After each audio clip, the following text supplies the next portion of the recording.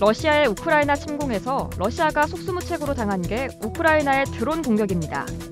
우크라이나인들은 터키산 드론 바이락타르 TB2에 헌정하는 노래를 부를 정도입니다. 전쟁 시작한 지 4개월 지나 이제서야 러시아가 드론 반격에 나섰습니다. 러시아가 손을 잡은 국가는 이란입니다. 11일 영국 가디언에 따르면 제이크 설리번 미국 백악관 국가안보보좌관은 이란이 이미 공격용 드론을 러시아에 제공했는지 여부는 아직까지 불분명하지만 이르면 이달 중으로 이란이 러시아군을 훈련시킬 것이라는 정보를 입수했다고 전했습니다.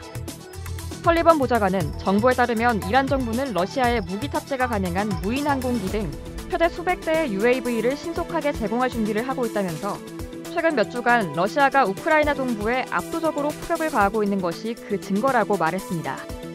이번 주장은 조 바이든 미 대통령이 이란의 핵개발 등을 논의하기 위해 이스라엘과 사우디아라비아를 방문하기 하루 전에 나왔다면서 이란은 올해 초 휴전이 이뤄지기 전 예멘 후티 반군에게도 유사한 무인 정찰기를 제공한 바 있다고 가디언은 설명했습니다. 수십 년간 공격용 무인기는 미국과 이스라엘과 같은 군사 강국의 전유물이었습니다. 하지만 이란은 미국산 드론을 베껴가며 드론 개발에 나섰습니다. 익명의 이란 관리는 월스트리트 저널에 핵무기 개발에는 수년이 걸리지만 드론은 수개월이면 충분하다며 드론은 중동에서 힘의 균형을 바꿔놨다고 자신감을 드러내기도 했죠. 실제로 이란은 전 세계 상업회사들의 네트워킹을 활용해 만든 드론으로 예멘 후티 반군을 무장시키는 데 성공했는데요. 이란이 설계한 이라크와 예멘, 가자 지구에서 사용된 드론엔 DLE-111이라는 엔진이 장착됐습니다. 이는 마일 하오샹 테크놀로지라는 중국의 소형 비행기 전문 업체가 생산한 겁니다.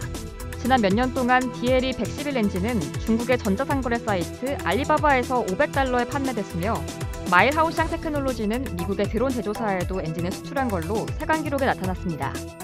한편 최첨단 무기로 무장한 러시아가 갖은 비아냥에도 불구하고 이란산 드론을 수입한 건 그만큼 전황이 급박하게 돌아가기 때문입니다. 러시아가 당초 계획한 전쟁 기간보다 몇 배나 늘어난 이유가 우크라이나의 드론 공격 때문이라는 말도 있습니다. 전쟁 초기 우크라이나 수도 키이우를 향해 64km가 넘게 이어진 러시아군 수송 행렬이 3일 동안 꼼짝 못하기도 했었는데요. 이는 바로 우크라이나의 30명 규모 드론 부대 때문이었다는 사실이 뒤늦게 밝혀지기도 했죠. 이뿐만 아니라 우크라이나의 어린 소년이 취미용 드론을 이용해 러시아군의 위치를 속속들이 파악해 우크라이나군에게 전달했다는 무용담도 있었습니다. 그런데 러시아가 이제야 드론의 중요성을 깨달아 수입에 나섰다는 건데요. 러시아가 고전을 면치 못한 데는 다 이유가 있습니다. 이상 월드디펜스였습니다.